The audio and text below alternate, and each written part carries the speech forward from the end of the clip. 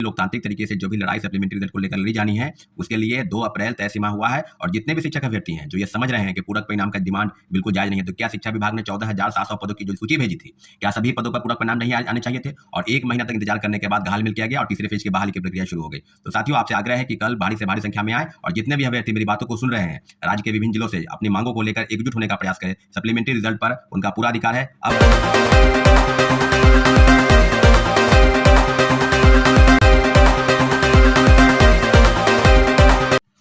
नमस्कार साथियों, जय हिंद। सबसे पहले आपको हम बता दें कि कई अभ्यर्थियों का फ़ोन कॉल लगातार आ रहा है। उनका कहना है कि सप्लीमेंट्री रिजल्ट को लेकर जो सेकेंड फेज की बहाली में जो शिक्षक विभाग और बीपीएससी ने जिस प्रकार का खेल किया, जिस प्रकार का षड्यंत्र रचा, तो सारे मामलों पर आपको अपडेट करा दें कि सप्लीमेंट्री रिजल्ट को लेकर बहुत बड़ा प्रोटेस्ट कल होने जा रहा है। इसलिए जितने भी शिक्षक अभ्यर्थी मेरी बातों को सुन रहे हैं, कल तय सीमा पर अपने जगह-जगह पर आज आ जाएँ और कल जहाँ भी तय होगा प्रोटेस्ट, यानी कहने का मतलब कि लोकतांत्रिक तरीके से जो भी लड़ाई सप्लीमेंट्री रिजल्ट को लेकर लड़ी जानी है, उसके लिए 2 अप्रैल तय सीमा हुआ है और जितने भी शिक्षक अभ्यर्थी हैं, जो ये समझ रहे हैं कि पूरक परिणाम का डिमांड बिल्कुल जायज़ नहीं है, तो क्या शिक्षा विभाग ने 14,700 पदों की जो सूची भेजी थी, क्या सभी पदों पर पूरक परिणाम नहीं आने चाहिए थे? और 1 महीना तक इंतजार करने के बाद घालमिल किया गया और तीसरे फेज की बहाली की प्रक्रिया शुरू हो गई। तो साथियों, आपसे आग्रह है कि कल भारी से भारी संख्या में आएँ और जितने भी अभ्यर्थी मेरी बातों को सुन रहे हैं, राज्य के विभिन्न जिलों से अपनी मांगों को लेकर एकजुट होने का प्रयास करें।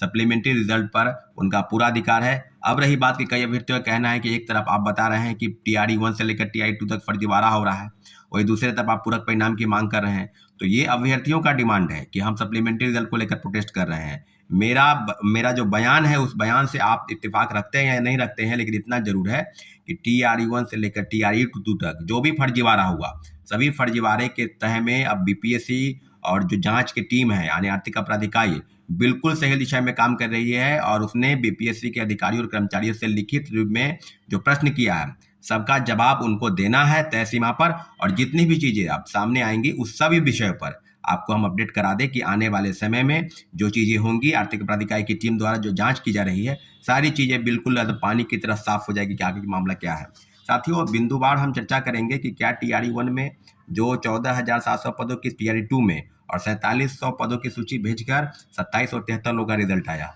तो पूरक परिणाम में जो फर्जीवाड़ा हुआ, तो सारे मामलों पर जो तीसरे फेज की बहाली पर भंडाफोड़ हुआ,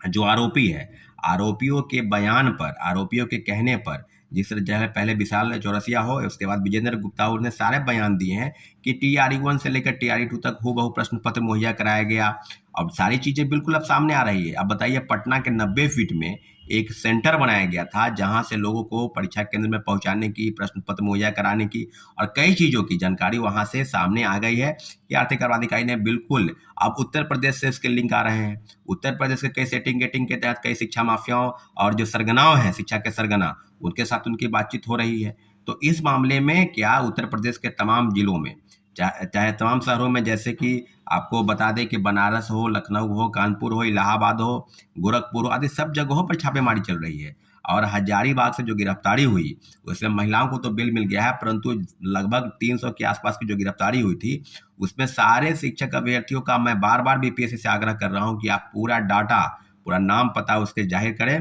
कि कौन-कौन लोग गिरफ्तार हुए हैं, उनका क्रमांक क्या है, किस सब्जेक्ट में वो परीक्षा में बैठने वाले थे, टीआरई 1 से लेकर टीआरई 2 तक जो भी फर्जीवाड़ा हुआ है, सारे का बिंदुवार चर्चा आपको हम बताते चले कि आने वाले समय में इस तरह की चीज़ें हो रही है। अब कहने की ज़रूरत नहीं है कि आर्थिक अपराध इकाई की टीम किस प्रकार से काम कर रही है, लेकिन इतना ज़रूर है कि अगर आप पिछले इतिहास को आप दोहराएंगे, तो ये पाएंगे कि 67वीं पेपर लीक कांड में आप ये मानेंगे कि कई लोगों का नाम सामने आ रहा था। कभी पिंटू यादव का नाम आ रहा था, कोई आईएएस रंजीत का नाम आ रहा था, फिर डीएसपी पद पर तैनात रंजीत रजक का नाम सामने आया।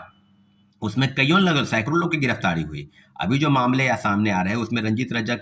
सस्पेंड हो गए, फिर उनको कोर्ट में जेल गए, फिर उसके बाद वो फिर सस्पेंशन उनका रिवॉक हो गया, फिर वो ज्वाइन कर लिए। तो कई चीज़ें बिल्कुल अब इस सामने में है कि क्या 67वीं पेपर लीक कांड में कई जो बातें सामने आ रही थी, उस पर लीपापोती हो गया। तो क्या उसी प्रकार से जो तीसरे फेज की बहाली पर लीपापोती होगा? तो लीपापोती का प्रयास किसी भी प्रकार से नहीं होने देंगे। आर्थिक अपराध इकाई बिल्कुल बेहतर काम कर रही है। अगर उन्हें खुली छूट मिली है, तो बिल्कुल दूध का दूध और पानी का पानी एक हो जाना चाहिए, क्योंकि बीपीएससी के पूर्व चेयरमैन की भूमिका उनके रहते हुए भी जिस तरह के कारनामे हुए और जिस तरह की चीज़ें TRE 1 से लेकर TRE 2 तक जो क्वेश्चन पेपर प्रिंटिंग प्रेस में छपने से पहले उन लोगों के पास कैसे चला गया, क्या बीपीएससी अध्यक्ष के अलावा भी किनको पता था, नहीं पता था, परीक्षा नियंत्रक यानी परीक्षा एग्जामिनेशन कंट्रोलर की भूमिका पर और सारे बिंदुओं पर जो जांच अगर आप पाएंगे तो यह पाएंगे कि आर्थिक अपराध इकाई की जो टीम है बिल्कुल बेहतर काम कर रही है और सारे मामलों पर TRE 1 से लेकर TRE 2 तक सप्लीमेंट्री रिजल्ट पर दर्जनों याचिका दायर हो गई है, उसकी सुनवाई भी चल रही है। लेकिन जो हम लोग योग्य अभ्यर्थी जो हैं जिन्होंने ज्वाइन किया है उनको घबराने की जरूरत नहीं है, लेकिन इतना जरूर है कि TRE 1 से लेकर TRE 2 तक जो फर्जीवाड़ा हुआ जिसकी शिकायत आर्थिक अपराध इकाई कर रही है और आर्थिक अपराध इकाई की रिपोर्ट का हम लोग इंतजार कर रहे हैं, उस रिपोर्ट के आधार पर हम जरूर माननीय उच्च न्यायालय जाएंगे और सारे लोगों पर जो बड़े पैमाने पर फर्जीवाड़ा डॉक्यूमेंट के आधार पर या सेटिंग गेटिंग के तहत बहाल हो गए हैं वो अब समझ ले कि आपकी नौकरी किसी भी हाल में बचने नहीं जाएगी। हम लोग पूरा प्रयास कर रहे हैं कि माननीय उच्च न्यायालय के शरण में जाकर और सब मामलों की तहकीकात करें कि क्या TRE 1 से लेकर TRE 2 तक जो भी फर्जीवाड़ा हुआ बिंदुवार चर्चा होगी और जितने भी योग्य अभ्यर्थी हैं वो सारे को घबराने की जरूरत नहीं है। लेकिन इतना जरूर है कि लड़ाई को अंतिम मकाम तक पहुंचाने के लिए माननीय उच्च न्यायालय जरूर जाना होगा। इसके लिए बीपीएससी और आर्थिक अपराध इकाई की टीम जो जांच कर रही है उसके सारी बिंदुओं पर हम लोग चर्चा करेंगे और आने वाले समय में जिस प्रकार से होगा, इसलिए पुनः आपसे आग्रह करते हैं कि सप्लीमेंट्री रिजल्ट की मांग को लेकर जो भी प्रोटेस्ट कल हो रहा है उसमें आप बढ़ चढ़ के हिस्सा लें और सरकार के समक्ष अपनी बातों को रखें साथियों। ठीक है, धन्यवाद, जय हिंद।